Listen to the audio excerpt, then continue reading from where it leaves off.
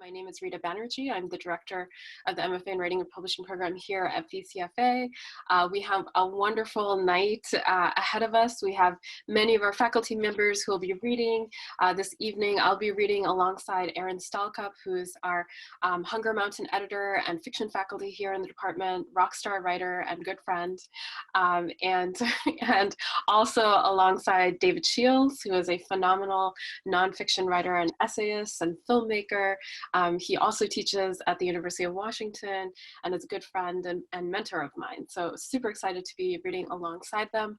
And we'll be having some of our graduate students introduce each of our readers for this evening. So Rashmi Vaish will be introducing me, Darla Hitchcock will be introducing Erin Stalcup, and Dexter Gordon will be introducing David Shields. So we'll start the readings in just a moment, and I'll introduce Rashmi as well. I just wanted to make a couple announcements first before we begin. The first is this reading will be recorded. So I ask if you are not speaking at the podium, at the Zoom podium, please mute your microphone. You're also, if you don't want your image on the camera for any reason, you're welcome to mute your video.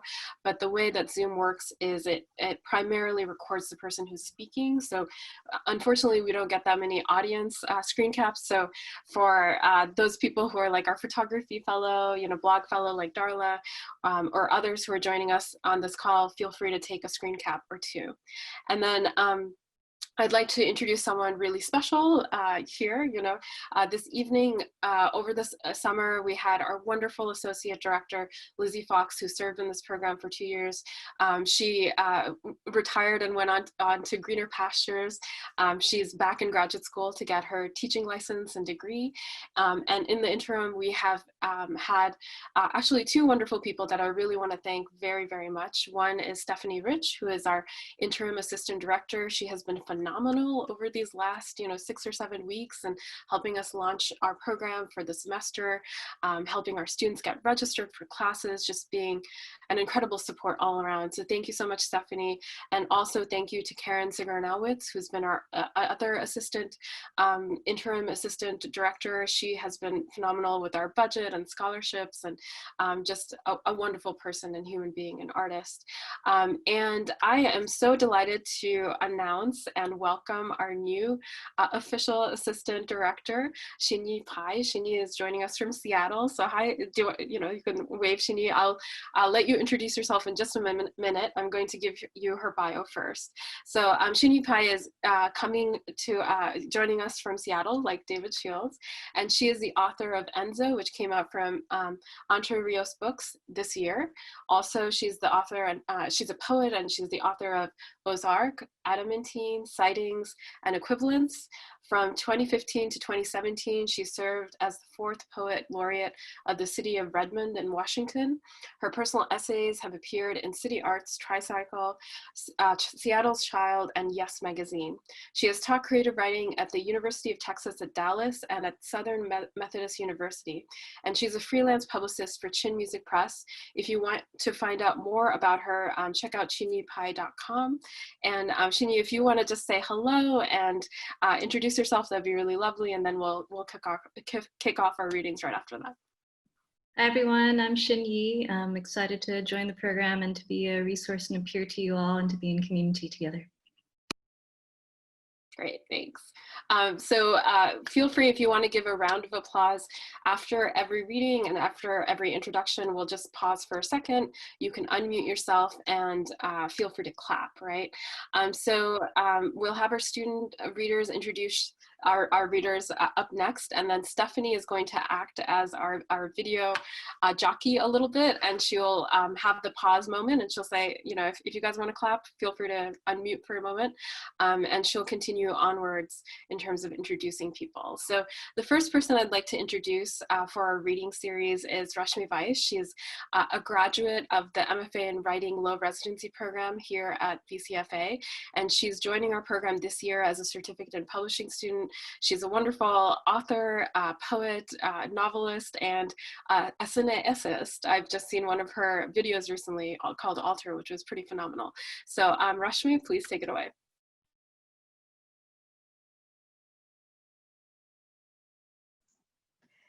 Thanks, Rita. And it is actually my honor this evening to introduce Rita Banerjee, Director of the Writing and Publishing Program. We're all fortunate to know Rita in some capacity or other, whether as friend, colleague, teacher, as writer through her published work, or even herself as a documentary filmmaker with her exciting project with David Shields that is forthcoming in 2021. I first met Rita last October at a fall reading series event when I was visiting campus to submit my critical thesis to the low-res program. I'd been wanting to meet her since I first got to the CFA in 2018. There's something about encountering someone who shares your ethnicity in these great northern wilds of the country, and one is instantly curious and drawn. Um, Over the months, as I began considering the certificate program, our communications revealed Rita to be thoughtful, discerning, a thorough professional. BCFA has been extraordinarily lucky to have her at the helm of this program. Most importantly, though, our conversations revealed Rita's primary aesthetic impulse, which, as she clarified for me recently, is decolonizing the mind and the literary canon, working towards a non-binary imagination, an imagination that exists in a spectrum, not just in terms of gender, but in terms of race and politics and so much more. Rita's experience is vast. An MFA from the University of Washington, a doctorate in comparative literature from Harvard, co-founding and running the Cambridge Writers' Workshop, published poetry collections, work that has appeared in numerous prestigious journals. And she is now bringing all of that knowledge and experience into one of her current projects, Merchants of Cool, a collection of lyric essays on race, politics, and everything cool, a collection from which Rita will read this evening. Please join me in welcoming Rita.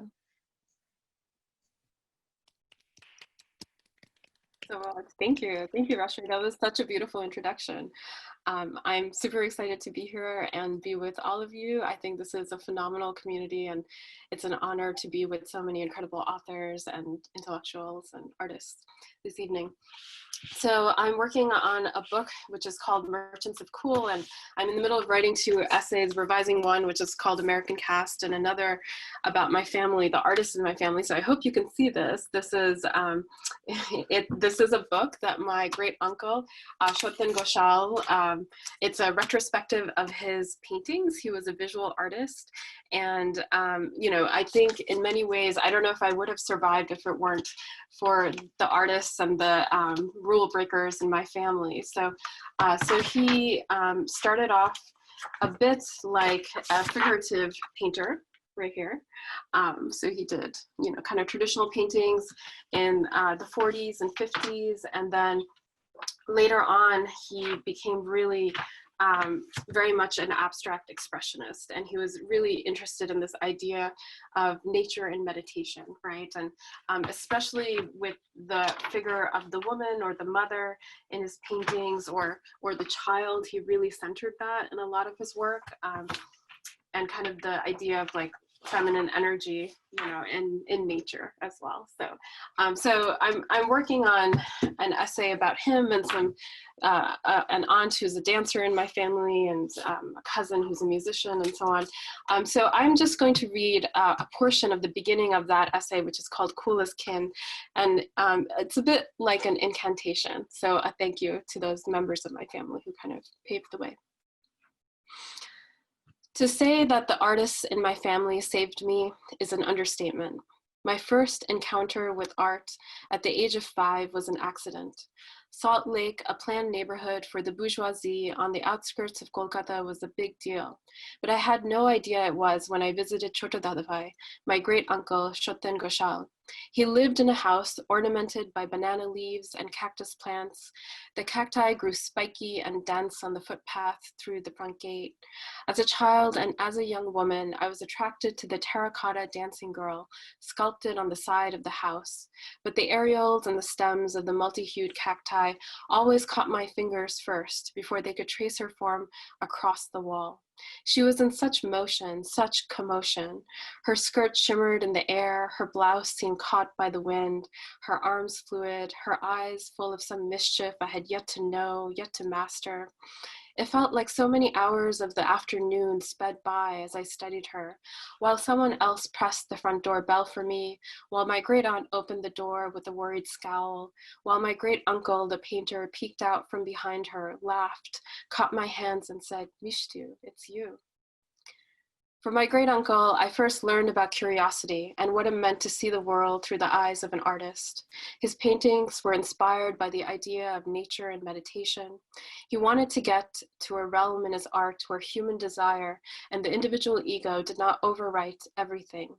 He wanted to bump up against the unfamiliar, dive into the unknown, and hang in the imagination of others. As an artist, my great-uncle was a collector of enigmas.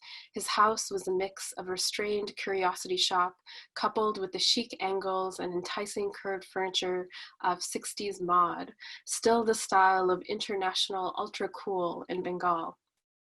Befittingly, Shatin Ghoshal often sketched his paintings and read exhibition pamphlets and thick manuals concerning the theory of color and the state of spirituality in art, while wearing large dark framed glasses.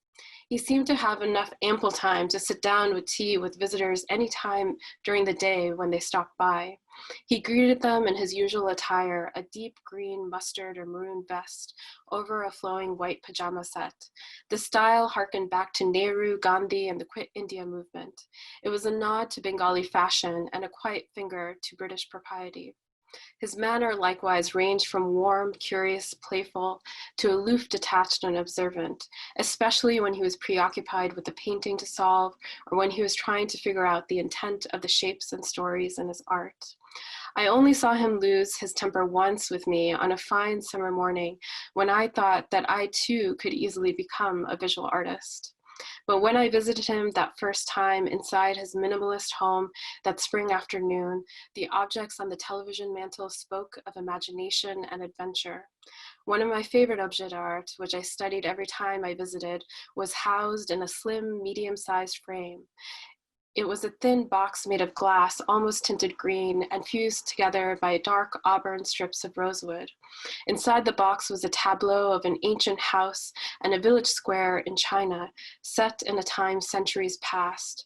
The figures in the scene were carved out by hand and rendered three-dimensional by layers upon layers of thin beige gold cork. The left hand of the tableau featured the house. You could see inside the house and outside of it simultaneously.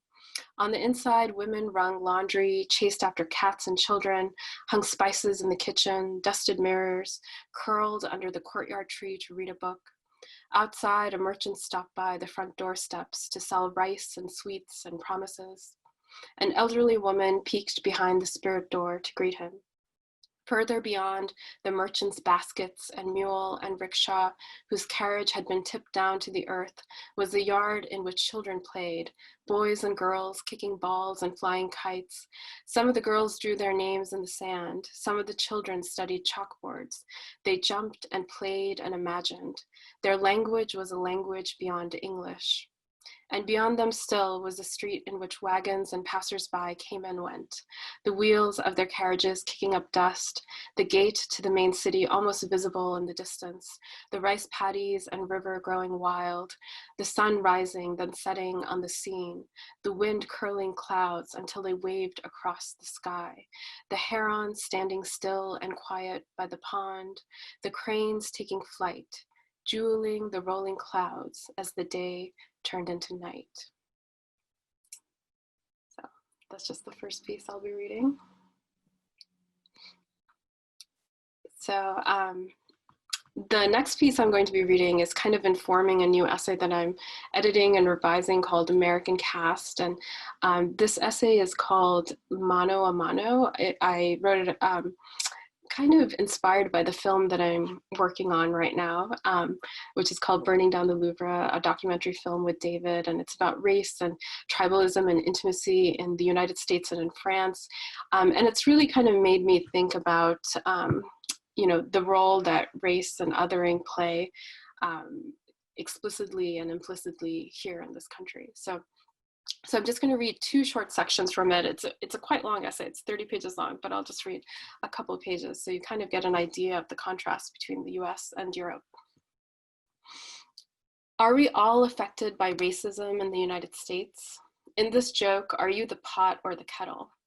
Having grown up in the suburbs of central Jersey, a 45-minute commute to New York City, I don't recall many direct experiences with racism as a kid. Sure, being a child in the late 80s and early 90s, the stories of the Dotbusters in Jersey City was on the tip of everyone's tongue at family gatherings and at every desi party or social function. The Dotbusters of Jersey City targeted Indian women and girls because of the bindi worn on their heads. The message was clear: get out of town, immigrant, you don't belong. But the idea of belonging was a funny curse. Growing up in the middle of the suburbs in a town we used to jokingly refer to as the middle of nowhere, belonging was an odd thing.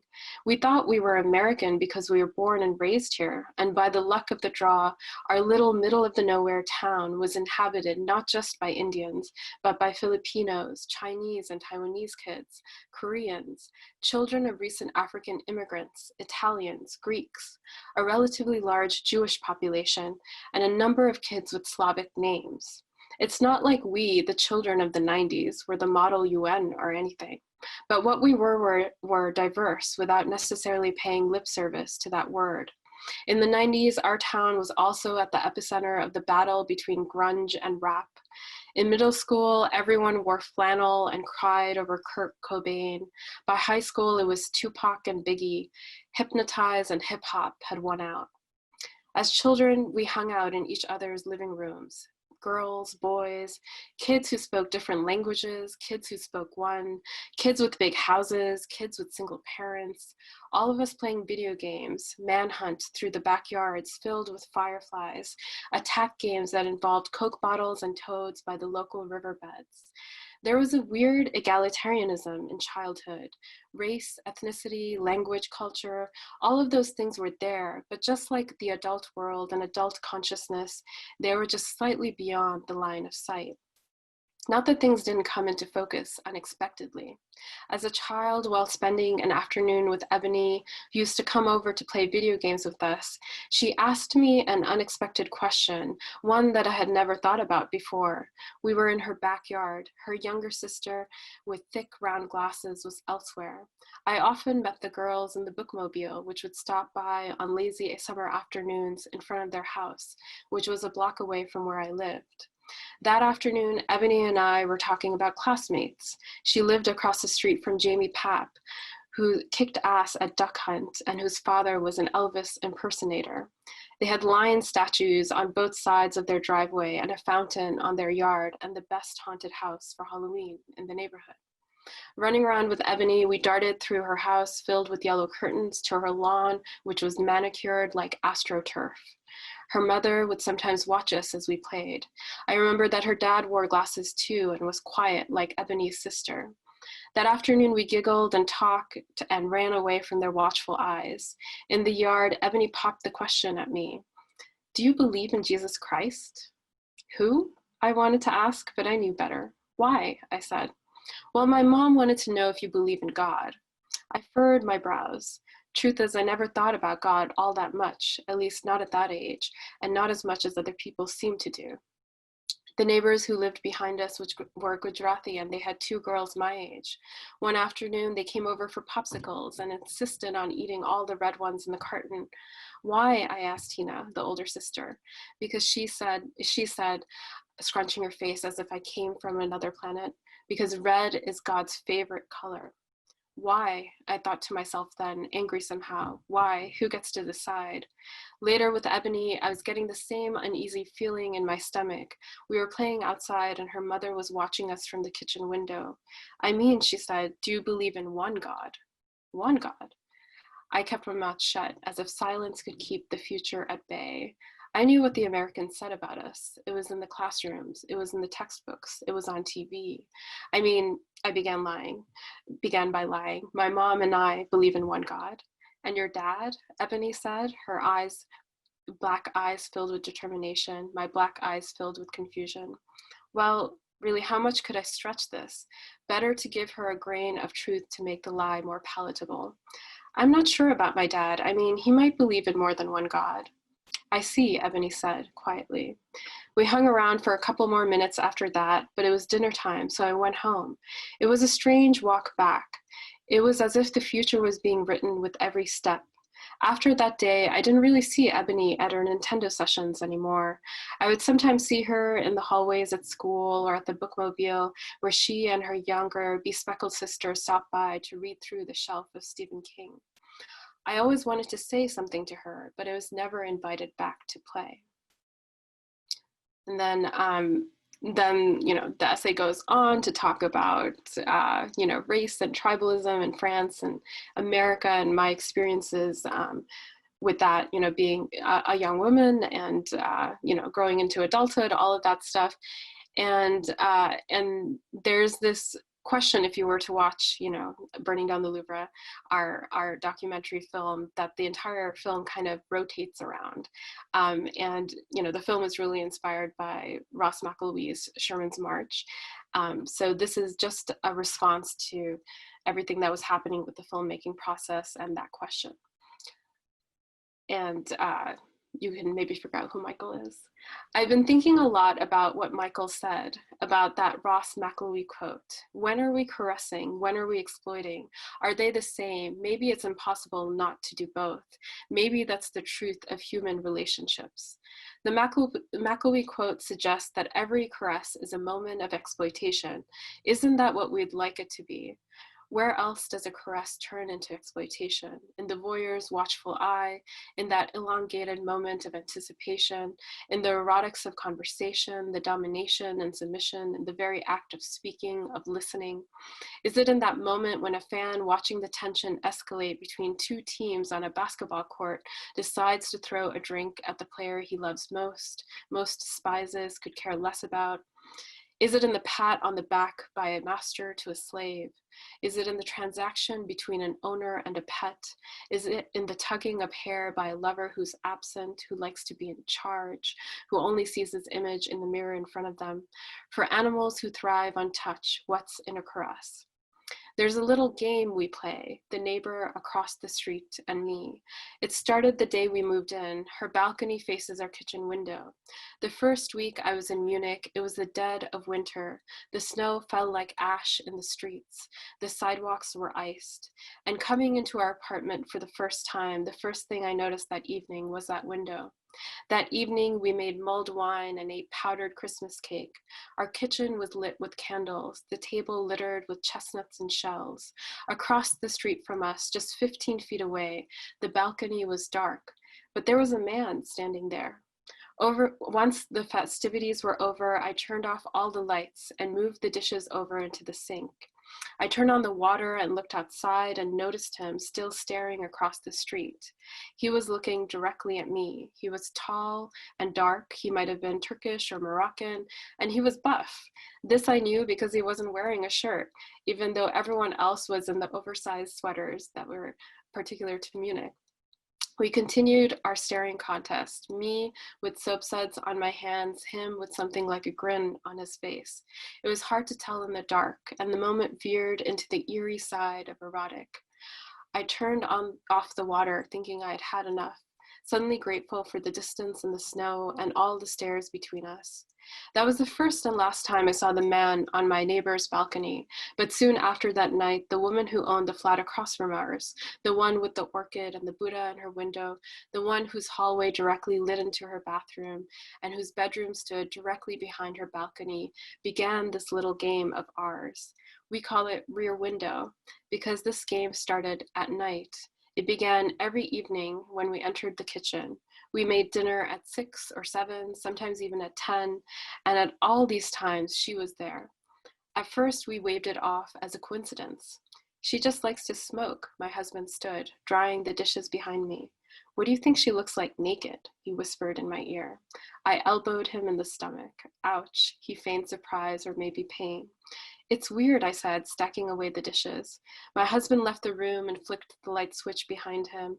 Now our kitchen was dark, just like her balcony. I watched her from the corner of our window, hoping not to be detected. All I needed was a pair of striped pajamas, a cast, and some binoculars to transform into Jimmy Stewart. But what would I see? A murder, an assignation, a lonely neighbor who was just a little bit too nosy staring back at me. The game continued every night, and it became more elaborate. Over the course of the 2 years we've lived in the apartment, our neighbor has found ingenious ways to escape our detection. After a couple of nights of pitch darkness from the flat across the street, I thought she had gone on vacation. I looked through the window aimlessly as I wiped the countertops, trying to get a glimpse of her Buddha statue through the curtains. And that's when I noticed a single red flickering ember suspended in the thin air, just a few inches from the balcony guardrail across from me. It was a Hitchcockian caress.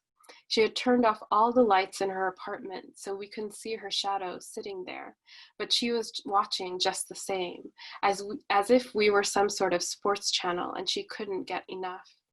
At least she's not plotting our murder, I said to my husband when he came in to grab a drink. Are you sure about that? He said nonchalantly. And so we decided to keep ourselves in play. She pretends not to be there, and we pretend not to see her. Thank you. Okay, everyone can unmute. That was amazing. Creepy. That's a totally true story. Stefan can account for that. Thank you, Rita. So next we have Darla Hitchcock introducing Erin Stalcup. Darla is a second-year student in the Writing and Publishing program and a fiction writer. She is also in her second year as our Events and Hospitality Fellow, for which she blogs for the program's blog, Front Matter. Darla. Hi. Can everyone hear me okay? Okay. In introducing Erin Stalcup to the readers, did you turn off that, Hassan? Okay, I'm getting feedback. Oh.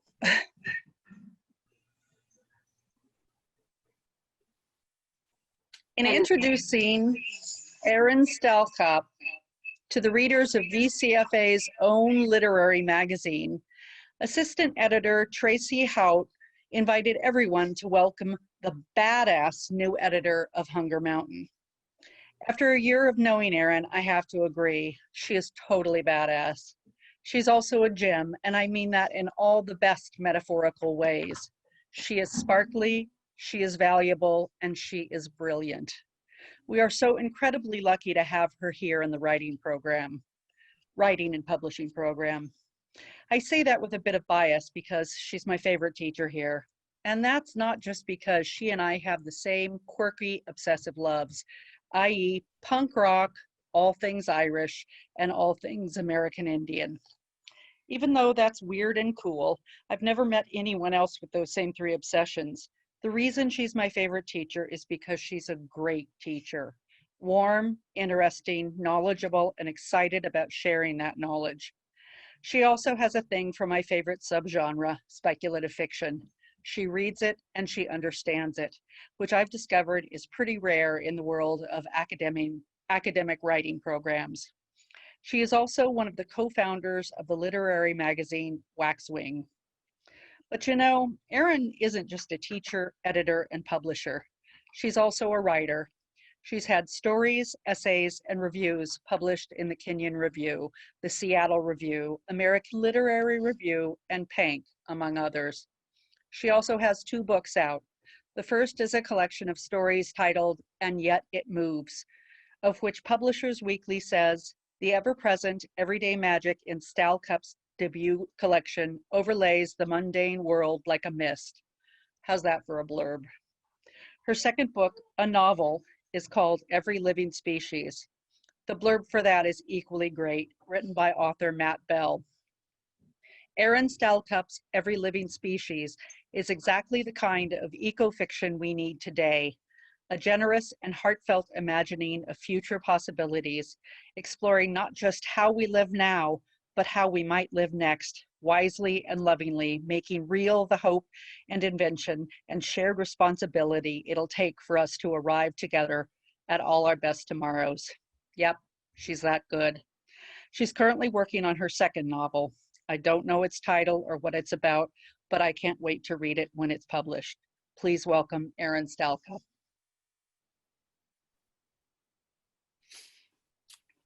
Thank you, Darla. I was wondering if I was going to get through this reading without crying, and it turns out I'm not even going to get through the introduction without crying. Thank you, Darla, for all the ways you see me and know me, and thank you to this whole community for all the ways you see me and know me and have my back.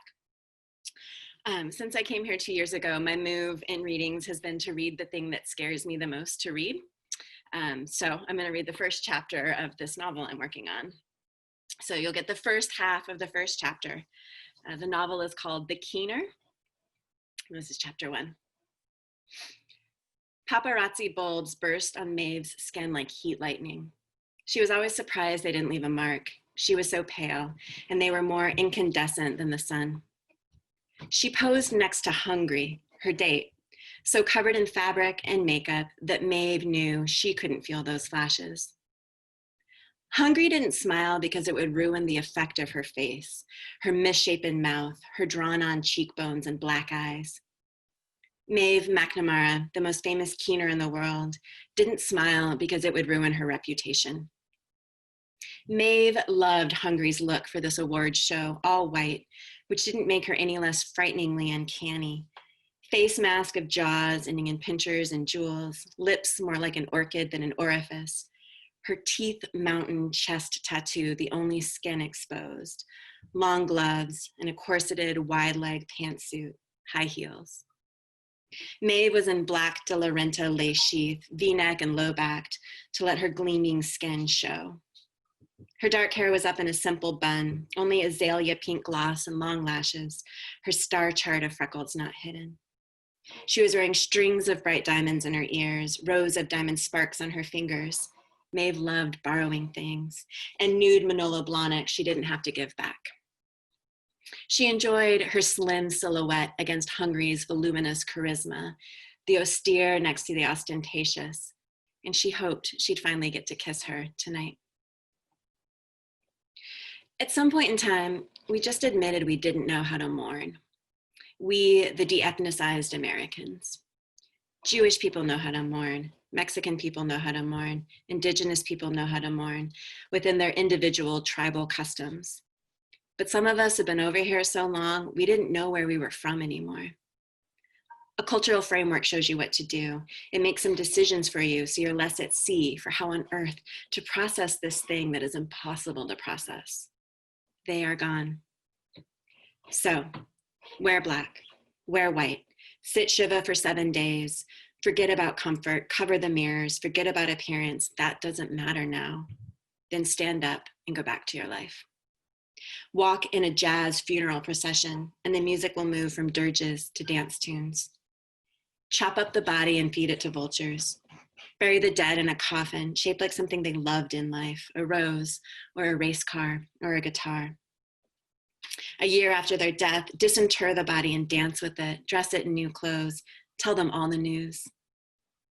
Dismember, roast, and eat the dead, or kill a member of another tribe to satisfy your rage. Throw a shovelful of dirt under the coffin, each mourner. Take pictures of the embalmed body, keep locks of hair. Leave the body with useful tools, your best jewelry, flowers, prepare them for the other side. Some communities still know what to do, but some of us lost, forgot. The Irish Americans started inviting us to their merry wakes and their funerals. It helped. To celebrate their life joyfully, to be intimate with the body, it worked for us to collectively remember why it was worth it, to love them. Don't cry, it will keep the soul here. Then, to watch a public performance of mourning, that helped too. We could watch a woman keen and it made us feel more pity and more sorrow than if we were to cry, and it purged us. Maeve knew, though we didn't, that the term catharsis was originally a medical term for the expelling of menstrual and reproductive fluids, what the body doesn't need anymore to restore back to balance. We all knew the term as the reason we turn to art, the reason why seeing someone else play out a tragedy helps us with our own. When the keener straightens her shoulders, lets us see her tears, and then walks away, we follow her out of that space. So we agreed upon consensual reverse colonization. Ireland didn't impose their cultural customs on us, but they let us adopt them. But of course, it doesn't totally work. Maeve gained her fame because she was beautiful, but not so much to be unattainable. We all could be her if we tried a little harder. We could never be Beyonce, we knew that. No matter what we bought or who we hired to do our hair, we could never be Janelle or Adele or Angelina or Andrea or Rihanna or Gaga or Jazz or Kim or Gwyneth, though we don't really want to be Kim or Gwyneth anymore. But Maeve wasn't so styled, her skin didn't look so plastic. Maybe if we knew what mascara she used, we could look so awake. Her arms were a touch plump, but barely, so we could maybe accomplish her musculature with a bit of light lifting. And we understood that her talent was cultivated. She worked at it. So she felt like us, what we could be if we'd chosen to perfect a skill other than secretarial arts or how to draw blood from a 5-year-old without tears. None of us could afford to hire her to mourn our dead, but we didn't resent her for that either, because we'd all seen her work and we were so moved when she channeled our grief over Prince, Bowie, Left Eye, Whitney. She set the bar so high that the keeners we did hire had to be amazing just to stay in business. Siobhan from down the block was wonderful when Mr. Wilson died, and Sinead was just as good when our grandmother passed. If we could hire Maeve McNamara, we would. Just like when in junior high, if we had extra babysitting money, we bought Guess jeans because the triangle on our butts did make us feel cuter, even though our moms were right that jeans from Sears could fit just as well. Maeve was out of our league, but not so much so that she made us feel bad about our keeners and our mom jeans or watching the royal wedding on television and not being invited. She made us happy there in her sapphire fascinator. And when she keened for Brexit, we all felt a little better about that severing. And then when she keened for the end of the United Kingdom, Ireland reunited, Wales and Scotland independent, the Queen off all the money except in England and everyone else on the euro, Maeve knew without us having to tell her to make it a little bit jubilant, to allow a trill of possibility in her voice, to help us not feel too bad that a dynasty was dying. The modulation of sorrow and terror and love in her keening is sublime. She didn't need a production crew and lighting direction to perform. And we knew the Givenchy for a rocker's overdose was mailed to her apartment in Flatbush. She's good, but she couldn't even afford that. And the Versace for that last woman to die of an illegal abortion in Ireland, that was a gift too. And the suit she wore for Holly Woodlawn was given because the filth of the grave looked so good on Chanel. While we wanted to be her, she didn't make us stop wanting to be ourselves. The photo that appeared in the tabloids the next day is of Maeve and Hungry laughing. They're at the after party at Le Bain, sitting near the pool, drinking champagne, and they looked buoyant. The reporter had asked them if they were disappointed that the documentary Maeve appeared in didn't win, and she said no, that the one that won was more artistic, more of an exploration than an explanation. We don't need any more information, she said. I was grateful to be a part of Threnody. I'm glad the film exists to show the history of mourning and how we got here, but I'm also glad a lesser known director won. The reporter then asked Hungry, why the bones? And she answered, we don't need more pretty queens. The reporter thanked them for their time, and after walking away, turned back to see them with heads upraised, throats exposed, uproarious. What she didn't hear them say was Maeve telling Hungry, I want to throw you in that pool so bad. See what you look like when all that slides off of you. And Hungry answered, but you would never do that. No, I would never do that, Maeve said, and they laughed at the pleasant surprise of companionship and trust.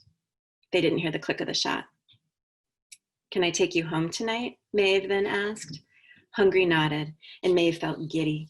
She would see more of what the public sees, and then she would see what the public cannot. She would get to untie that corset. Maeve was pleased with the photo. She knew to pose as a solemn waif for the cameras, but it was okay for the keener to be occasionally caught in an uncalculated moment of mirth. The public knew Maeve wasn't a happy person. Her only real friend was her mother, Claire, named after the county in Ireland her grandparents had immigrated from. Her mother was retired now. She'd trained Maeve after her first keen, when she spontaneously joined her mother in mourning for her father, drowned in the Hudson River. Her mother's last keen was for Maeve's son, a stillbirth. Maeve was understood to be untouchable, but an occasional moment of joy felt right to her for people to see that she was still capable of that. She understood her elation to be only ephemeral, but she was grateful that it hadn't left her entirely. That made her think she was okay. The next morning, she handed the tabloid to Hungry, along with a cup of coffee. He was just as lovely without that makeup. He smiled at Maeve and said, "You are exquisite and fierce. You'll be the one to keen Beyonce someday." And Maeve answered, "The queen will never die." We were pleased with the photo too. We all loved her a little, this woman no longer capable of love. She keened until her third trimester, and then she wasn't pregnant anymore, and none of us knew what to say. That's when she became world-renowned. That's when her vocal range expanded and she became able to hit the note of a selkie who knows her pelt is locked away from her, the resonance of an old man at the pub who doesn't think the young college girl believes that he saw a fairy in his garden when he was a child, the precise shriek of a banshee announcing the death of an O'Brien, the exact growl of a cornered cat, the hiss of a striking snake that never was on the island for St. Patrick's to remove. She could rumble at the timber below human hearing of a mother whale seeking her lost calf, and our bones knew it, even if our ears didn't. She became able to reach the pitch of every witch set aflame, and when she hit that apex of unleashing, everyone listening knew the feeling too. We'd only seen her on television, but we'd heard that in person, she was even more transcendent.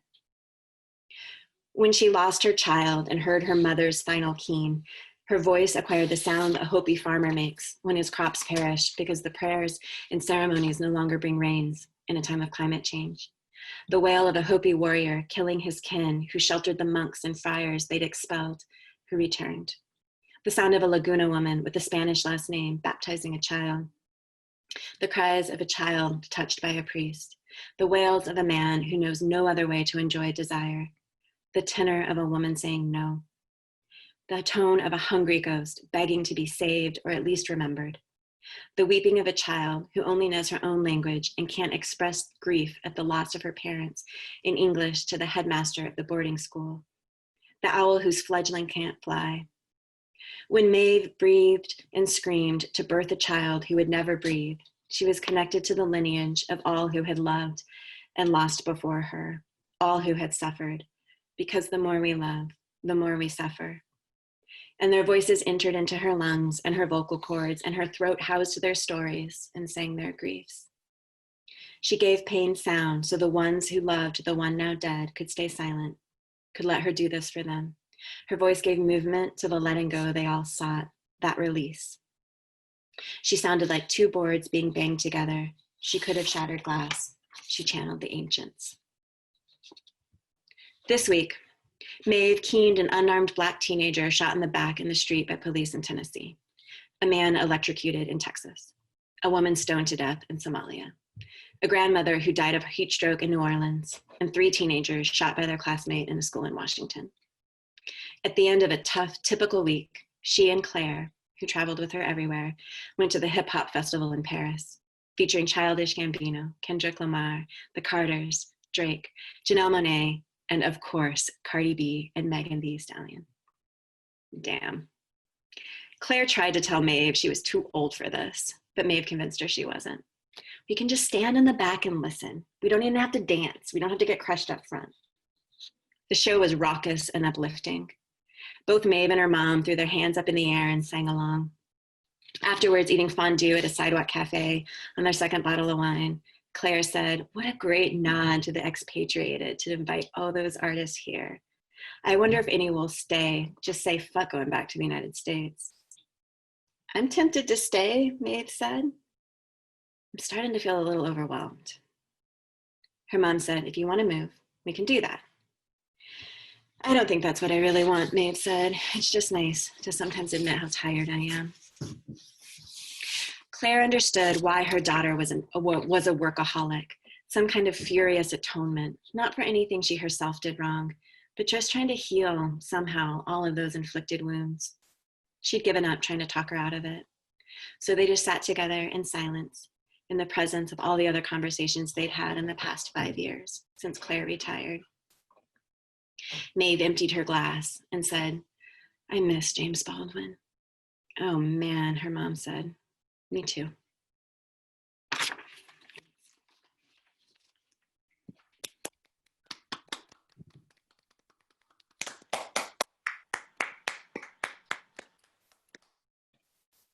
Thank you, Erin. And for our final readers tonight, we have Dexter Loken introducing David Shields. Dex joined us this fall as a member of the VCFA community as a certificate in publishing student. Dex is a fiction writer and he is coming to us tonight from California. Thanks, Stephanie. So those who know him know that he is incredibly humble, which leaves it to me to talk him up. Now, it would take a while to list all of his accomplishments, but David Shields is the internationally best-selling author of 22 books, including Reality Hunger, named one of the best books of 2010 by more than 30 publications. The Thing About Life Is That One Day You'll Be Dead, New York Times bestseller. Black Planet, finalist for the National Book Critics Circle Award. And Other People, Takes and Mistakes, New York Times Book Review Editor's Choice. David co-wrote and co-stars in James Franco's film adaptation of I Think You're Totally Wrong, A Quarrel. Shields wrote, produced, and directed Lynch, A History, a documentary film about Marshawn Lynch's use of silence, echo, and mimicry as key tools of resistance. A recipient of the Guggenheim and NEA fellowships and a senior contributing editor of Conjunctions, Shields has published fiction and nonfiction across the board, and his books have been translated into 24 languages. He's also a faculty member here at VCFA, which is obviously more important than all the rest. I see him every Wednesday for the Forms Workshop course, where he is constructive, insightful, and kind. I smile to hear what he has to say about my work because I know I'll be better for it. Take it away, David. Thank you, Dexter. That was very sweet and funny. It's great to have Dexter in the class and everybody else. Can you hear me fine? Okay. Hi to everyone. An honor to read with such excellent writers and readers and teachers and students. I'm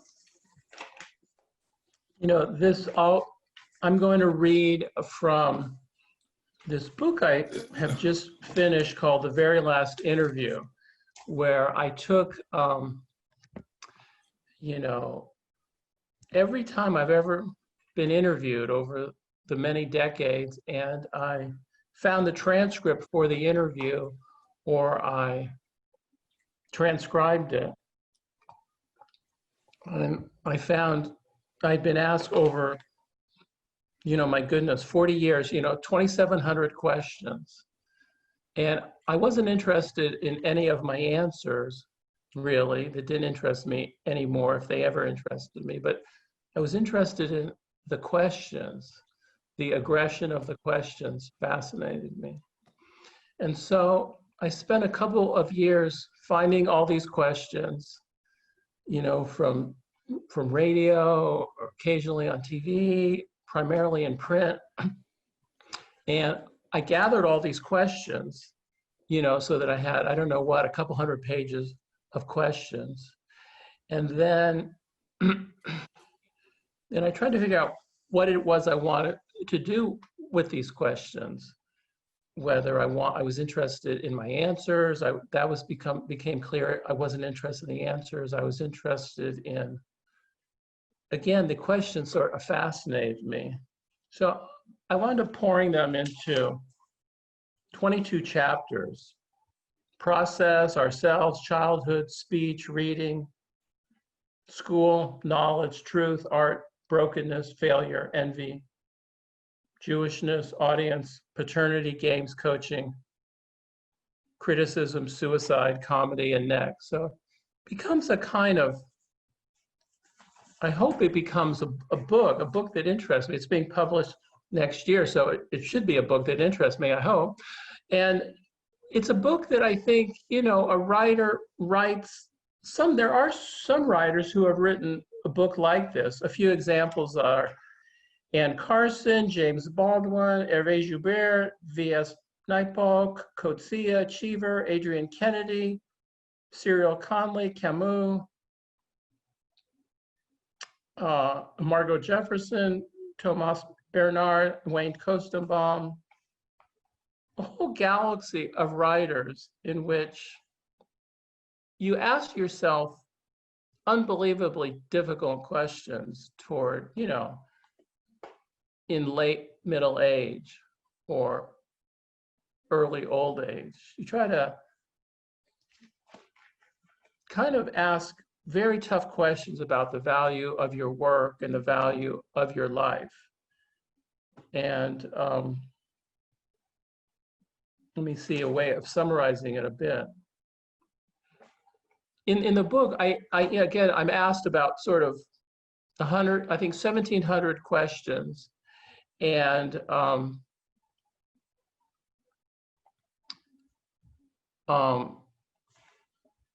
hope it builds a sort of narrative as I try to come closer and closer to my own psyche, to my own sense of myself. So I think that's probably enough on the summary front, perhaps.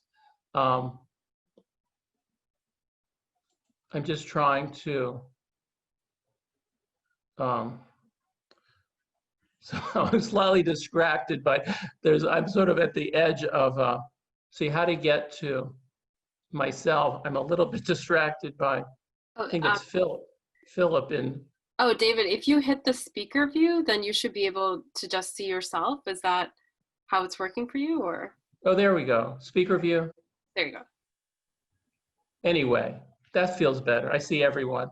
But anyway, I forgot what Erin was saying. I would die of. So anyway, so I'm just going to read a rather random chapter. I'm basically stalling because I don't think this book is going to read aloud particularly well. I think it's a good book on the page. At least I'm hoping it is. I'm not sure it's going to read amazingly well on the page. So I'm just going to read a chapter that might be relevant to our purposes, which is we're all writers and readers, teachers and students. This chapter is called Reading, and it's several pages, and I'll just sort of read it aloud. I'm working with a super indie sort of filmmaker in Los Angeles trying to adapt this book into a film in which a female interviewer off stage asks all these questions to a non-answering interviewee. And if you have any observations about how that would work, I'm definitely all ears. We're trying to figure out how that would actually play. So without further ado, chapter is simply called Reading, and it carries an epigraph from Henry James, who says, "A writer is a reader who is moved to emulation." Read any good books lately? How much do you think about other people's work when you're writing your own work? Do you believe in the book, the physical book, as a sacred object? Has there ever been a better piece of tech than the book? You're dating a librarian? Seriously? You're not just saying that to make a broader point? Why not? Like what? Namely what? I'm not sure I understand. What is it you like so much about Cheever's journals, other than, of course, his swooning self-abjection? So too exactly the same with Catherine Manfield's journals, right? Pessoa's as well. Same goes as well, I'm assuming, for Ernaud, Daudet, Fawcett, Julovitz, Joubert, Lévy, Michael, Stendhal, Zambrino, Waldry, Trot et al. You mean as works of art? Are you in sync with Elif Batuman, who says that she prefers most of her writer friends' emails to the books they write? Any sense of whether following this widely disseminated remark, widely disseminated by you, I might add, she still has any friends at all? Do you have any friends, real friends, and not just colleagues or collaborators? In your opinion, is there a way to feel good other than the pleasure derived from the articulation of sorrow?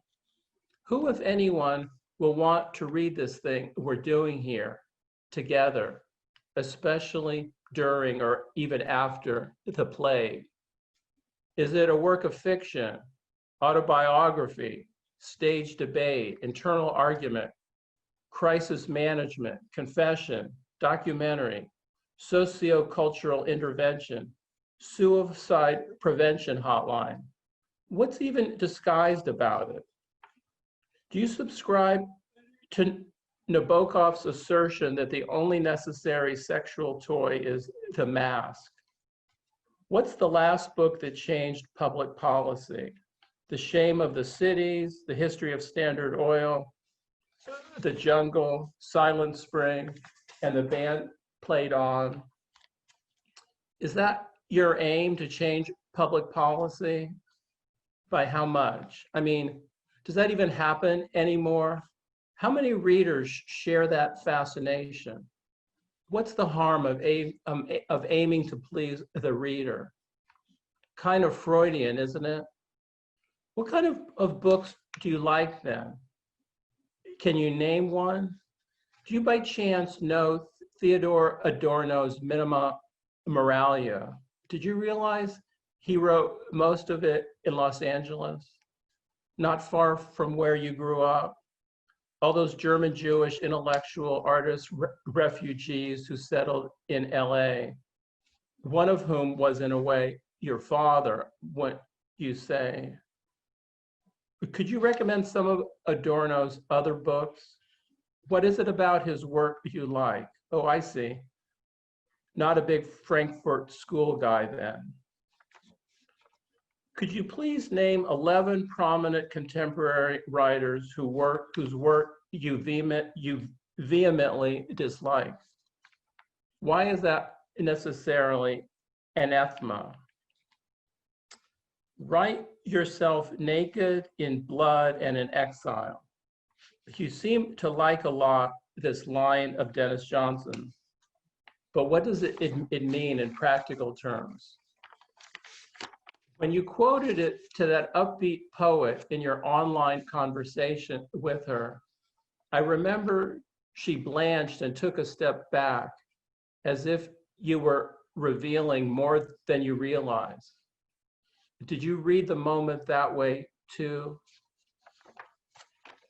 Do you see Markson's last 4 books as meditations on a very specific question, namely his attempt to ask himself whether there is any saving value in the, quote, immortality of a work of art, which is total bullshit, right? So far, Shakespeare has lasted 20 generations, which is obviously the merest eye blink. Everything vanishes. I love those books. Did you not like the new one? I'm not as big a fan of the latter 2 books at all. And it seems to me that the first is much the best of the 3, or are there 4? What stops any author from merely indulging his or her predilections?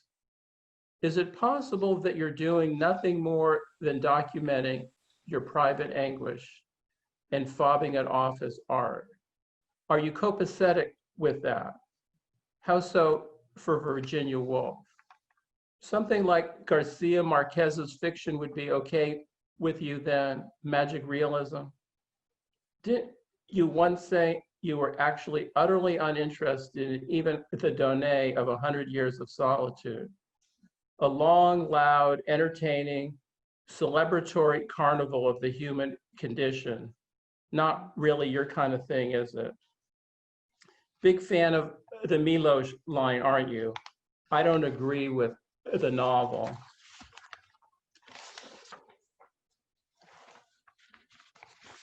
You prefer the Olympian lamentation upon existence to the vivid evocation of existence, what you say. What's wrong, though, with a novel that explores various interesting characters and raises some interesting issues along the way? You don't think of Ian McEwan or Elena Ferrante or Zadie Smith get at what it means to be alive now? What's not to like about, say, On Beauty? I thoroughly enjoyed it. Oh, really? She thought so too? That was really her reply? The Brodigan book? In Speak Memory, when Nabokov says, I'm trying to remember the name of the dog, and it's coming, here it comes, Floss. You don't really believe that, do you? Why do we read a novel? To escape on the wings of imagination? No? Then why do you read novels? You don't? Well, if Jane Austen wrote her books to amuse upper middle class ladies, then we should all be thankful for that, should we not? You really don't think Wallace is a great novelist? Not even the Endnotes to Infinite Jest appeal to you? Do you know Wallace's essay on Federer?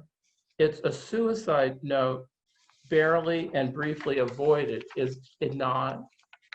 Is that why you like it so much? Why does Quentin Compson kill himself?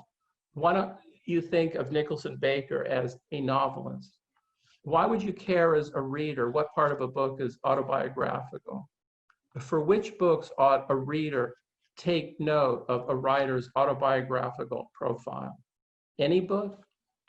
Without getting into moralistic notions, what do you make of what J.T. Leroy did and how, quote, he built upon it? Did his books not manage to accomplish something important? Did they speak to you at all as someone who deals with questions of truth creep in memoir? And JT really did send you that email? I love it. How has your aesthetic changed that much? If so, why? Does one resist that declension? Ulysses bore you? Ulysses bores you? What else? Hamlet? The brothers Karamazov? I hate to say this, but doesn't Dale Peck fit in here somewhere? Whatever happened to him anyway? Aren't you and he friendly?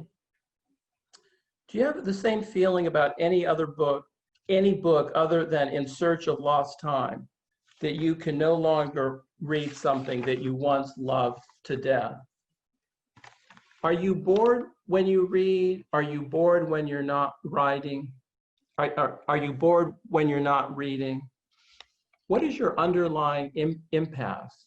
What's buried beneath that seeming numbness? Anything? Have you read Gregoire Boulier's first book, Report on Myself?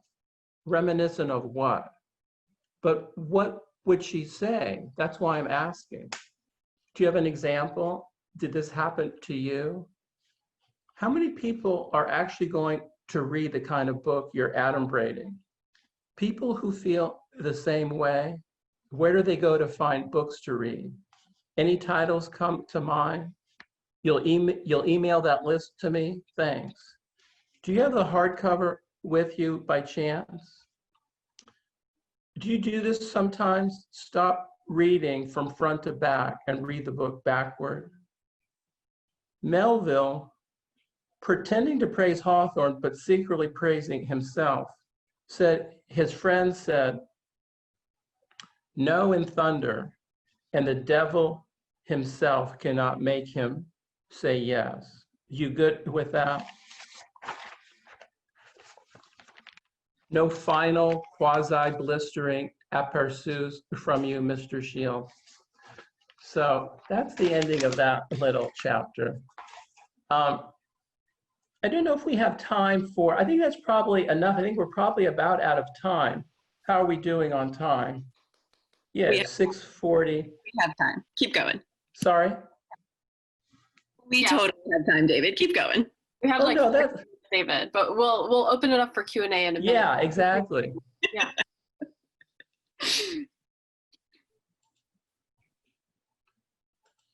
So happy to hear any questions or comments, or we can just all have our drinks.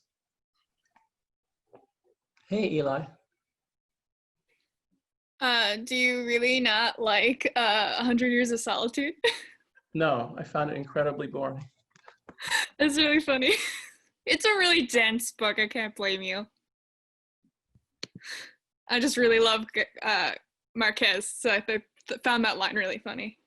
To me, it was like a crucial moment in my writing and reading life. I was, I had graduated college, I was traveling, and I had 2 books in my backpack as I did the requisite sort of European travel thing. And I had the first volume of Proust, a Remembrance of Things Past, and I had 100 Years of Solitude. It's just this really crucial moment for me where I was just drawn toward the meditative intelligence of Proust, and I just wasn't drawn to Garcia Marquez's fictional universe. I mean, it doesn't mean that one is better or worse. It's just that one grabbed me by the throat and the other didn't.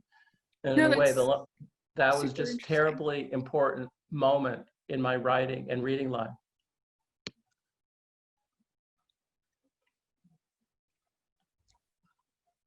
So I'm just going to open up the floor unless David wants to do a encore.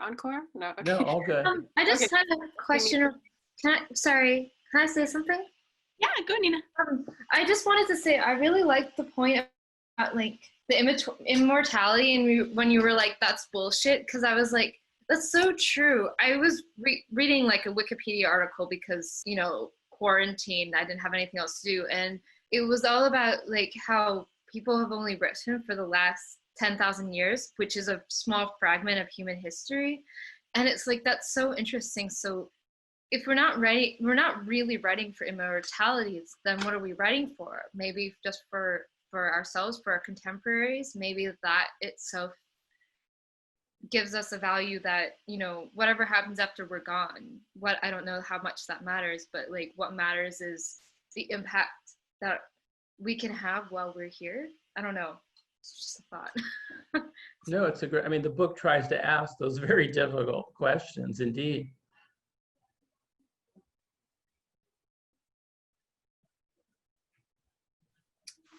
Other questions, discussion points, so on? And really just not about my work, about all the other extraordinary readings this evening as well.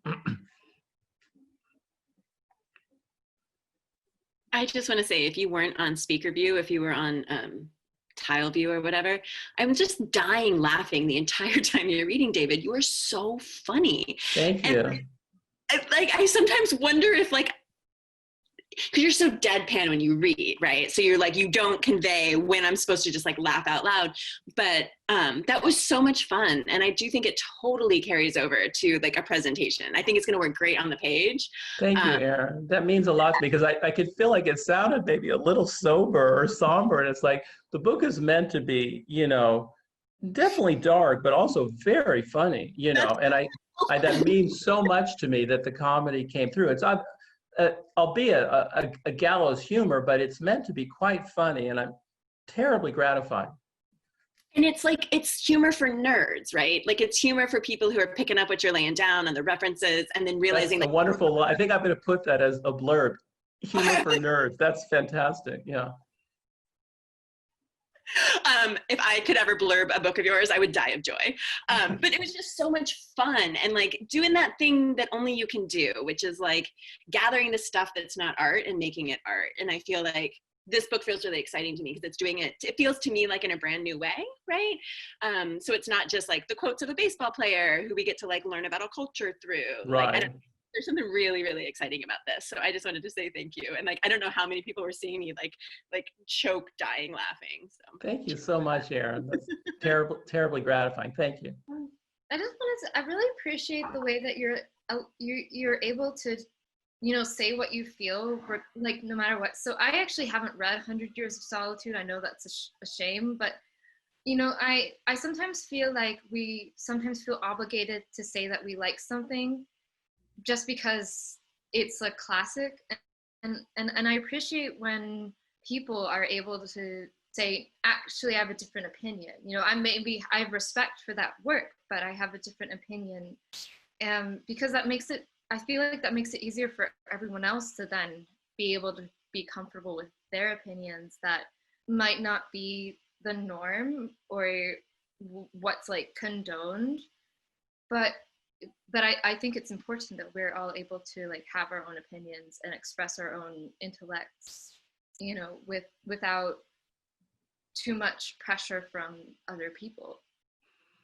Thank you, Nina. I mean, to me, the key is that it's very liberating. And again, I don't mean to dominate this end conversation. Please, everyone else jump in. And I just, you know, but it's so liberating. It's not just, oh, gee, I like this book and I don't like that. Because of course, everyone has different opinions. But it's more a liberating way to find out what you want to do in your own work. It's very important to backform the tradition that speaks to you, you know, and that, I mean, I'm not a scholar, I'm a writer, and I use books as springboards for my own work. It's crucial, I think, as writers that we say this and not that. That helps us define our aesthetic, that we're not trying to write Northrop Prize Anatomy of Criticism, in which we give this Olympian view of the history of literature. At least most of us aren't. We're trying to find that thin vein that feeds us, and that might liberate our own work. And so I feel like that's part of what Rita and I talked about in our doc film professional development talk this morning or this afternoon was, you know, our film is still in progress. It's still a mess, but the whole challenge and excitement of that project is we're going to talk about those very things you're not supposed to talk about, which I think is the core to exciting art, is precisely discussing what you're not supposed to talk about. Because the rest of the world sort of goes on in its doggy way, talking about approved topics. To me, the value of art is you talk about stuff that, you know, batters your heart, that you're really not supposed to talk about. That doesn't by any means guarantee that it'll be a wonderful book, but it gives it a chance that it might have some real oomph, rather than just the conventional wisdom phoned in to earn moral brownie points from the powers that be. That to me is not the excitement of art. That's the really exciting thing, I think, David, about this book is that like I saw you at a reading in Asheville like 10 years ago, 12 years ago. And I remember asking you like, wait, you don't like novels? And it's hilarious to me how many people have asked you that since, right? Like people just cannot get over your unpopular opinion. And like, instead of answering it, just like framing the questions is like a really cool way to now answer it.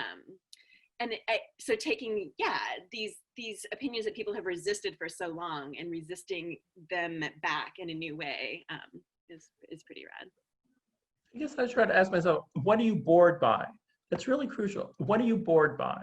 And really, you know, I'm not saying I'm right. I just, you know, I wrote 3 novels. I came to it, you know, they were okay, they were pretty good, but I was trying to write a 4th novel. For some reason, I just couldn't.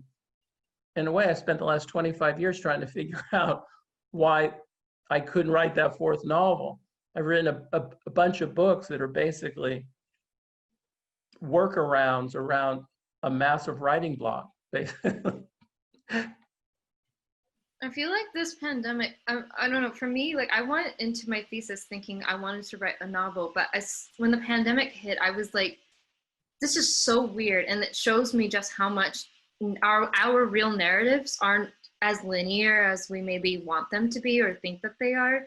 So now I'm like, I can't write a novel, but I feel like it's just so cool to see the different ways that you can make literature and make something that is as valid as a novel, as valid of a piece of literature as a novel, but it does something different and in its own way captures reality, maybe in a better way or in a more effective, not better, but like in a different way. Right, it's like not what do you pretend to care about or semi-pretend to care about?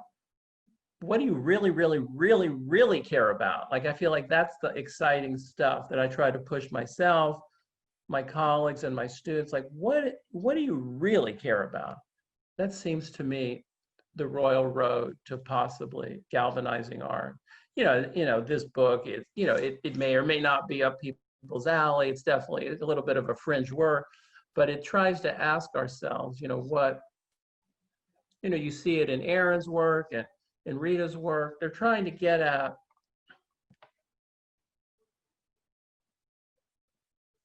what is their passionate confusion? What are they passionately confused about? That seems like all the exciting stuff to me.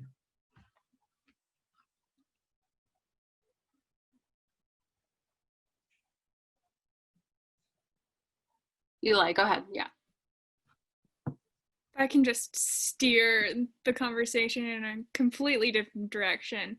Erin, your piece, first of all, was beautiful, and also you did such a wonderful job reading it. Like, I taking screenshots, and you just you were so emotive. It was very fun to take pictures of your face while you were reading. And I wanted to ask, I don't know if you can answer this. You probably can't. It was the first chapter of your novel that you haven't finished. But who was? I was really interested by the narrator, the we that was going on there. I thought that was super interesting. And then I don't know if you can say anything about that or want to say anything about that. But if you do, I'm so interested. Yeah, thanks. My novel seminar students will probably hear me talk about this a lot because, so 3 summers ago, I wrote my first draft of this and I got to like 120 pages. So it's a slim little novel. And my first readers basically were like, the book, so Maid ends up training a protege. And at the end, she sort of had her arc. And then several people were like, the protege needs to just like take over the book. So in Maeve's section, I don't know how clear it is, but my understanding of the we is sort of like middle class white women who like care about celebrity, care about, like sort of live this alternative life through celebrity and fashion that they don't actually have in their own realities. So it's like it's kind of a small we, though there's also these moments where it's sort of like we meaning all of the United States. So it's kind of like trying to do that third person thing of moving in different psychological distances and narrative distances. I'm not sure if it is or not, but then the person who takes over the novel is very different than I am. And so her we needs to be different than that we. And that's to me the like most complicated piece is sort of whether or not the we works now as sort of, people who read tabloids or whatever. That it has to then shift. And I taught a point of view module last spring because I find point of view in fiction really baffling. And I'm trying to do this weird thing here of like, using third sort of then making it also work in the first. I don't know what I'm doing, but thank you for noticing that I'm doing something. I saw Mina and then Eli responded. I was just gonna ask, have you heard of the book We Wish You Luck or read it? It came out, I think, this year. It's not the best book I've ever read. It's actually about an MFA program whose students are like all kind of go to the dark side, but it's written in first person plural. And I found that to be like really interesting because I'd never read a book that was written in that point of view. Very cool. Thanks, Nina. I appreciate that recommendation. And then Eli, what did you want to ask? Yeah. Oh, I just wanted to say that I thought that was I did come across like that there was supposed to be this sort of general I kind of was envisioning some sort of characters group that embodied that when you were speaking. I don't know. I just wanted to say that in case that was helpful for you. Thank you. Yeah, I have like some sense that it's an actual group of real people, but who I've not like named exactly, and that they're somehow representative for this other like cultural construct. So thank you. I just appreciate you noticing that. And Erin, I just wanted to say, I felt that your piece was so relevant for today. I mean, I think sometimes when we think of contemporary American fiction, we think of it as being 10 years or 10 steps behind the reality of all the social trauma and violence that we're navigating. And to have the keener, talk about gun violence and what's happening to Indigenous communities, what's happening with pop culture, that was incredible. I've never seen that in fiction really done well. It's kind of the opposite of what Jess Rao warns about in White Flights, which is like this like really insulated fiction that is out of space and out of time. I thought it has the reality hunger that David often talks about. So I'm so not going to own that, but that's the goal. Like I'm trying. And it's being really essayistic, right? I mean, that's kind of the challenge of reading it, is not a lot happens. Like it's very much idea based, which like whether or not David would agree that he gave me permission to do that in Reality Hunger, I've decided he did. Thank you. I mean, so I started this book 2 years ago and then put it away for 2 years because I moved to Vermont and we like took over a program and I got no writing done.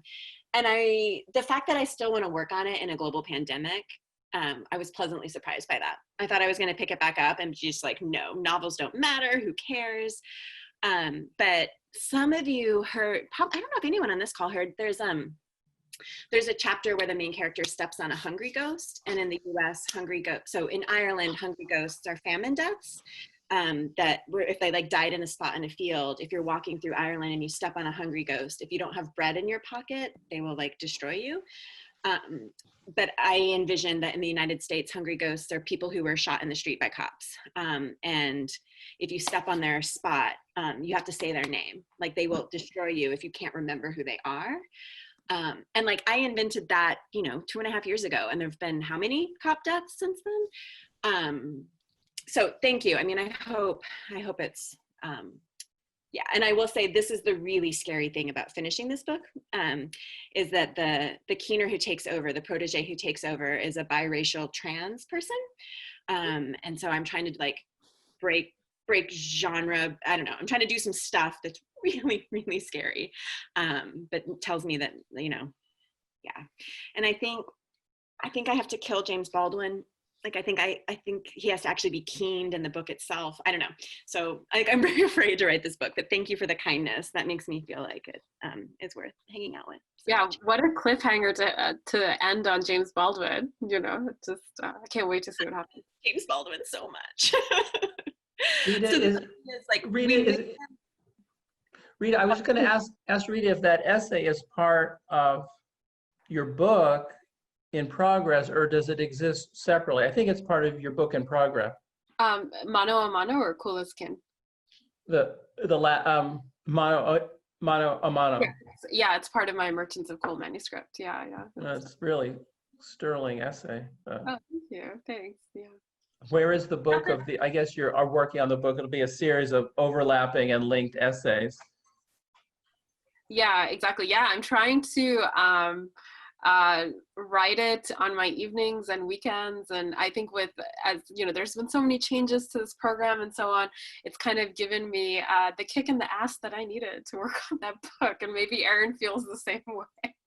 So just rock on. But it's been good, and it's been challenging, and trying to read as many books as I'm writing my book, and it's been cool. It's been good. Yeah, Nina.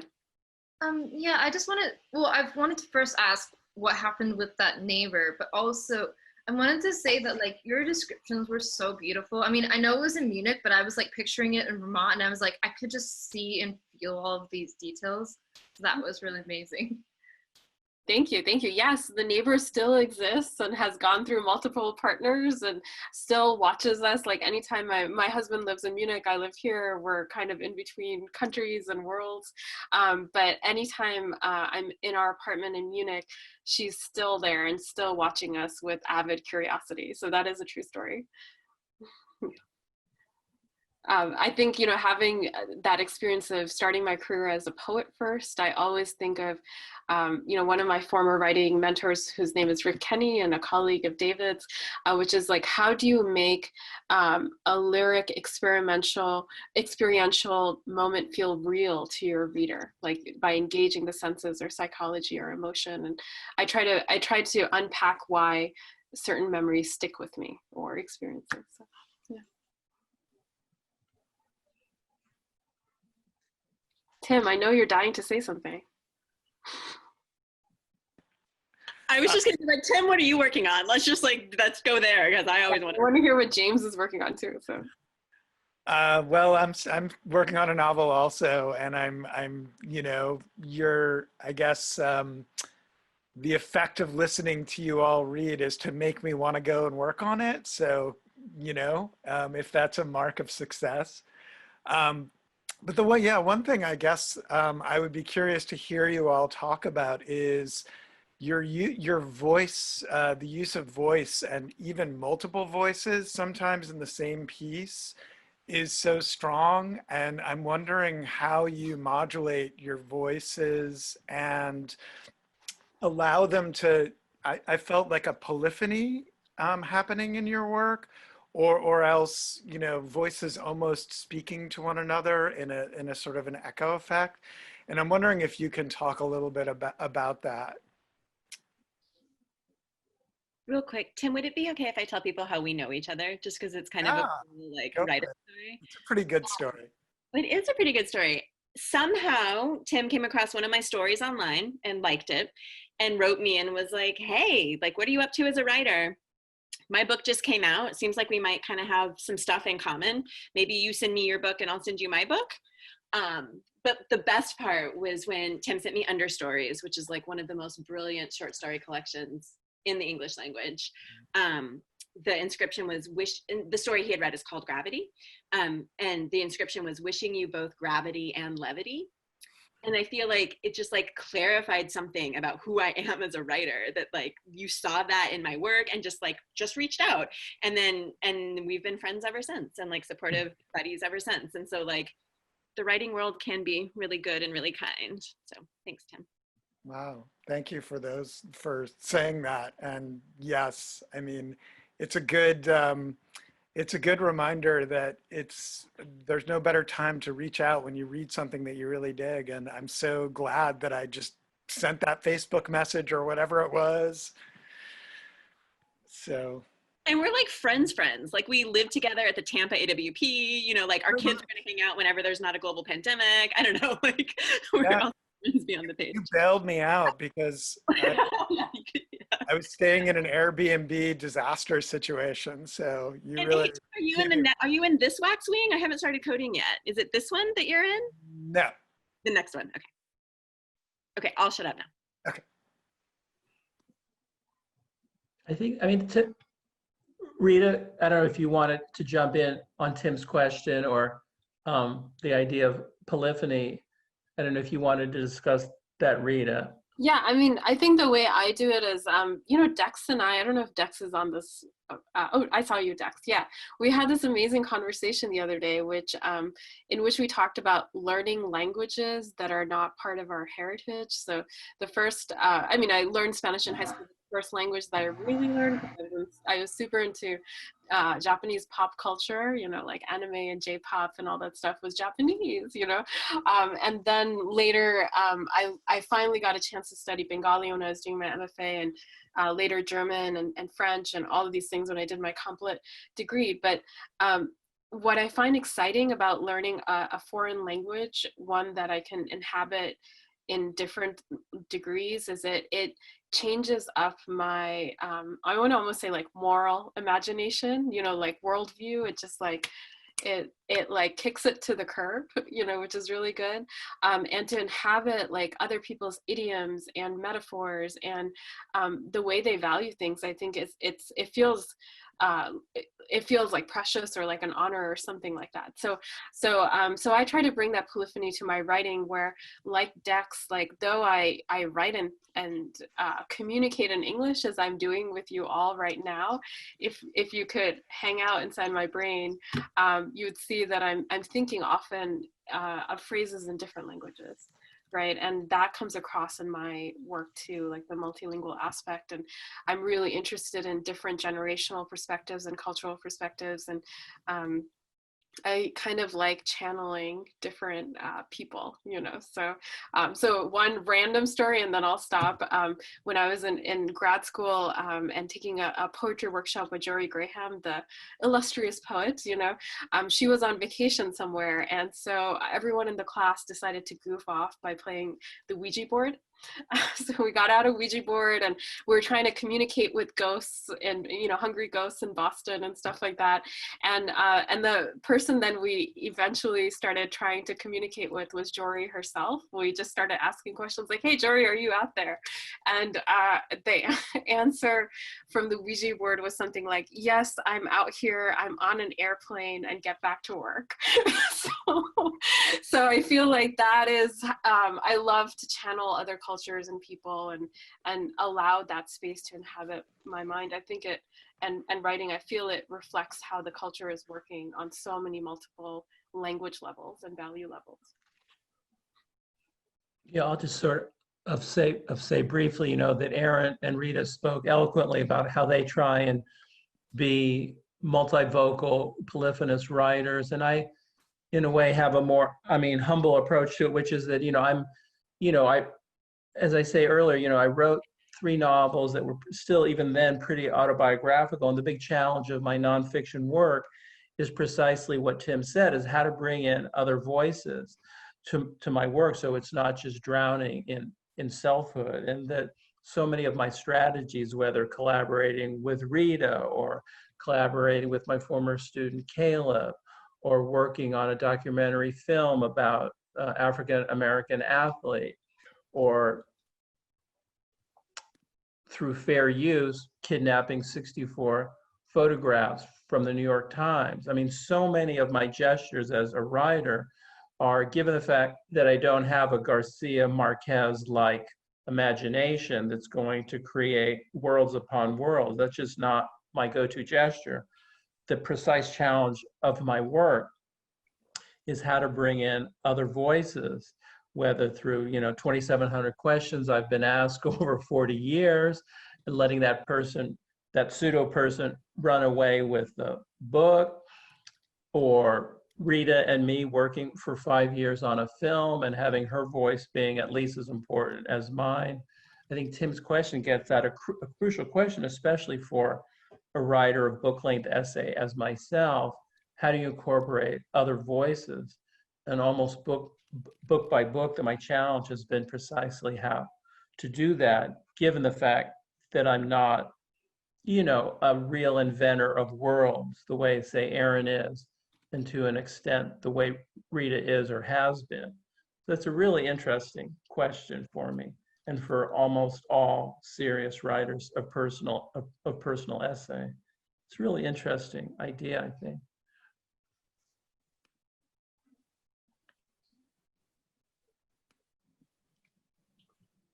Cool. Yeah. So we can linger on that question of polyphony and writing. Erin, did you get a chance to answer that? I wasn't sure if I. Yeah, Erin. A little bit. I think I mostly just celebrate my friendship with Tim. I mean, I'll just add that the risk I take as a writer is trying to imagine people who aren't myself. And I love talking about that with students, because you have to be able to be called out if you fail to do that. But it's always the place I'm trying to push myself.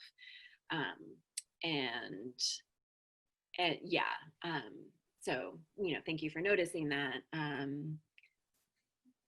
It's the challenge that interests me, right? Is how can I throw my voice? How can I I've talked a bit with probably some of you about this, that writing fiction sometimes feels like it's actually out there in the world and I have to just go find it. Like it almost like it already exists. And so it's like these people are real and I just have to go meet them. Or like I just have to be in tune to the right thing and I'll figure it out. And so my process is really haphazard, but it is this sense of just being like, yeah, very attuned to the humans out there who want to talk to me, which I know sounds woo-woo crazy, but that's totally how it feels. That's beautiful. If I could just, can you hear me? Yeah. Yeah, thanks everybody for your reading. Maybe I'll just follow up on Tim's question by putting it a little differently in terms of sort of the formal solutions you find to bring in all these voices. So for example, in Erin's work, as you said, you've got sort of this novelistic style juxtaposed to this nonfiction voice, essay-like voice. So like literally, how do you put them together in a contiguous way? And then for Rita, your last essay, you're at different ages and different countries, different perspectives. Is it just an asterisk that you're using, or a little, I don't know, some kind of like symbol in between the sections, or how are you formally presenting the work? This kind of, because there's an element of collage, I think, in all of your pieces. And then for David, I'm still thinking of a good answer to your question about how to film this. What if you had different voices, one for each question? But on the other hand, it kind of pulls you then away from what your work is, which is like you curated these questions, presented them in a particular order for a particular purpose. So it does make sense to have a single voice, but what kind of visual grammar can you use to convey this work? Let me get back to you on it. But anyway, all of you, if you could say something about it, it'd be interesting, especially for the students probably. Thanks. I mean, I'll just jump in quickly, which is just that's so funny that James said that, because precisely the filmmaker I'm working with, that was one of his ideas, that we would get 1,700 different people, like maybe ask 14 people at VCFA and just ask 1,700 people, each of whom would ask a single question, to be this crazy quilt collage. And there's still a possibility that we'll do that. But as James anticipated, it might just demolish the work. It becomes a stunt. It could work. It could be a crowdsourced document. We require, I could just put out the APB to everyone, anyone want to ask a question, you'll be in, Academy Award winning movie, and that it would be a bit of there could be something interesting about it. So fascinating that James anticipated that. And then on the other hand, I think we're going to try to do this other version, but you saying that makes me want to revisit that possibility.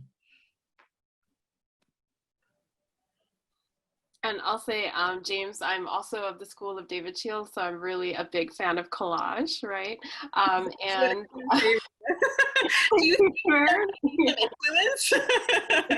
influence in its honor, at some point. But if you were to see the essays that I'm reading, I have poems in here. I've got excerpts from other people's wonderful essays.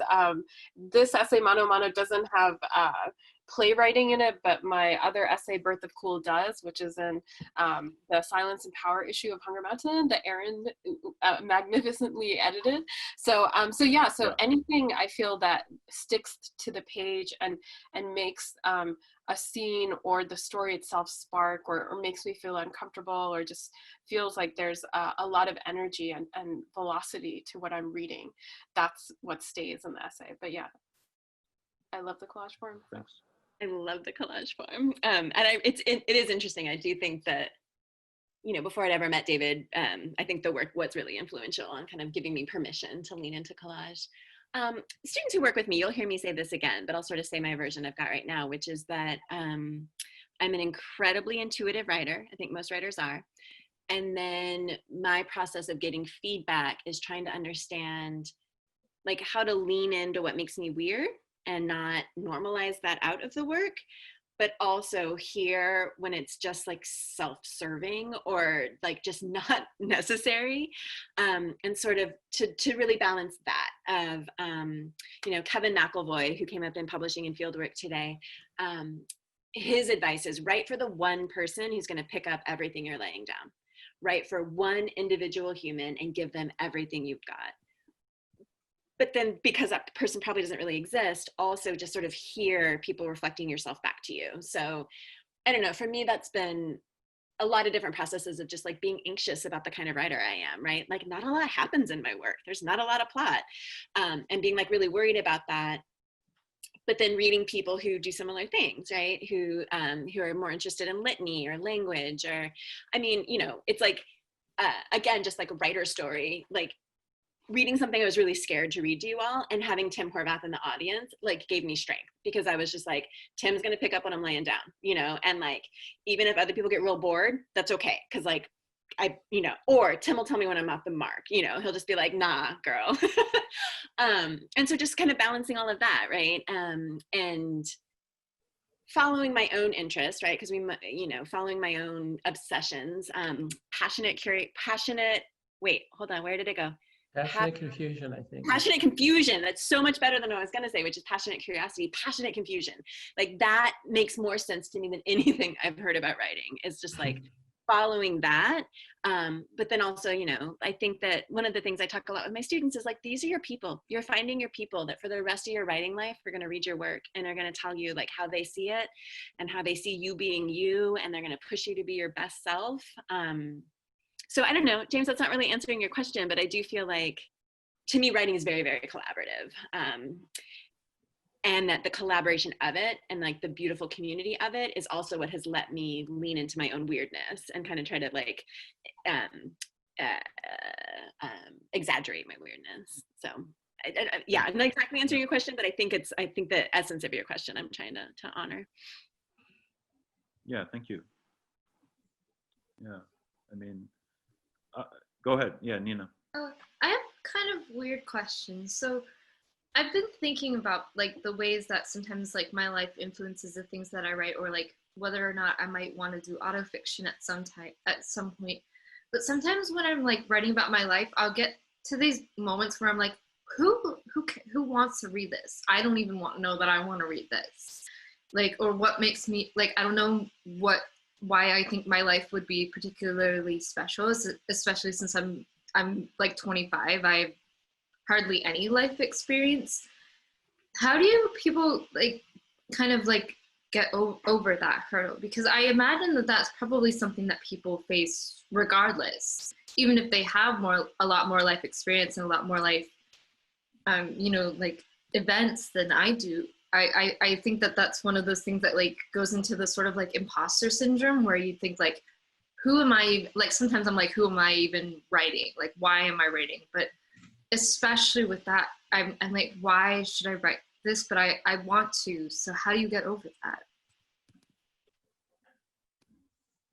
I feel like David should handle that as like a former fictioner who's now a non-fictioner. Yeah. I mean, it's a good question that Nina has asked, and you know, we could teach practically a whole entire semester long course on that very question. You know, how does the autobiographical I open out into a larger I that the reader could be interested in? That we definitely talk about, or did talk about that a lot in our Cine essay course. You know, who cares about each little drama or dilemma of the speaker, narrator, author, filmmaker? I mean, I like what Rita said a moment ago about discomfort. I think she said, or something close to that, the idea of going toward her own discomfort. And Erin said that too in her own register. I think of a couple of things. One, this idea that V.S. Pritchett says, you know, you get no credit for living. It's all in the art. which I really love. Like, you could come back from war and you might have had be a double amputee, and that's like on this very deep human level horrible, but like that is separate from the book you have written about it. You could write a book about a tiny incident, such as, I don't know, there's this great 50-page essay of Mary Gatesell about her lost cat, and it becomes this extraordinary essay about love, and it's but in a very complicated way. And that, and I think, so I go to this idea of placing this yourself as a vector on a much larger thematic grid, so that it can never be, and we wrestled with this a lot in our Cine essay class, both the student films and the 4 films that we watched. The who cares factor is a real question that every autobiographical writer wrestles with and doesn't always answer. But the key for me is it's not about you per se. You only are using yourself to get to what I think of as thematic goal. And that the way, it's what Vivian Gornick calls the situation and the story. I don't know, that's the, I think we're almost out of time. That's the quickest way. I mean, there's any number of examples one can give. I don't know, I guess I think, yeah, I mean, I think, yeah, jump in, Rita. I would say, one thing as I've gotten older, one thing that I've realized is imposter syndrome is kind of bullshit. Like, and the reason why I say that is everyone's life is so unique. The experiences that you've had, the traumas, the cultures you have been a part of, right? The time that you're living in, like, the fact that we have President Trump as our autocratic leader here, like nothing like that has ever happened before. And if you were to capture that on paper in an artful manner, like, you could create something timeless and provocative and classic, right? So try. That's all I would say. Like, I think the whole imposter syndrome thing is just a polite way of telling writers, don't try to do your own work. In capitalistic societies, we don't value art, right? But it's also another form of procrastination or writer's block. Totally. Great. So we will just be wrapping up in just a minute. Any last question or comment of the evening?